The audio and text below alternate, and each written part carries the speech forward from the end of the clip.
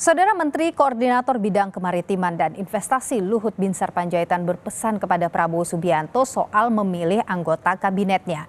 Luhut minta Prabowo jangan masukkan orang toksik ke pemerintahannya mendatang.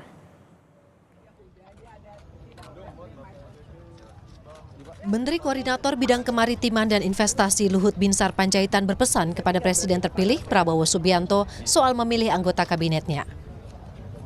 Juru bicara Menko Marves, Jody Mahardi bilang, Luhut hanya beri saran kepada Presiden terpilih Prabowo Subianto untuk tidak bawa orang toksik ke pemerintahannya kelak. Hal ini diungkap Jody melalui pesan singkat yang dikirimkan ke redaksi Kompas TV.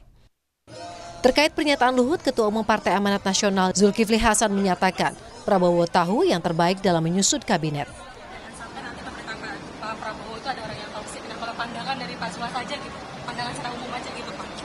Itu Pak Prabowo sebagai presiden terpilih punya hak prerogatif terserah beliau saja.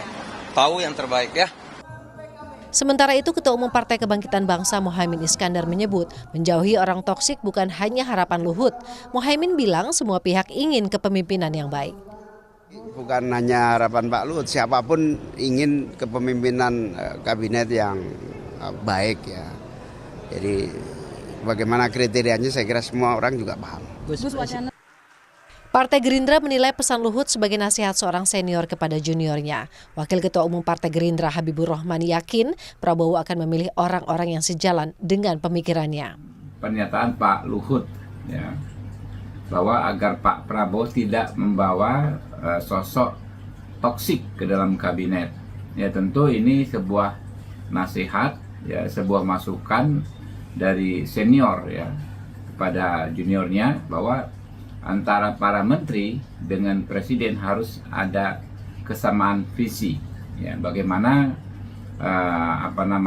pengelolaan negara yang maksimal supaya target-target kebangsaan terutama Indonesia Emas 2045 bisa tercapai ya. Kalau untuk bangsa dan negara, elit-elit kita yang saat ini tidak ada yang toksik lah ya.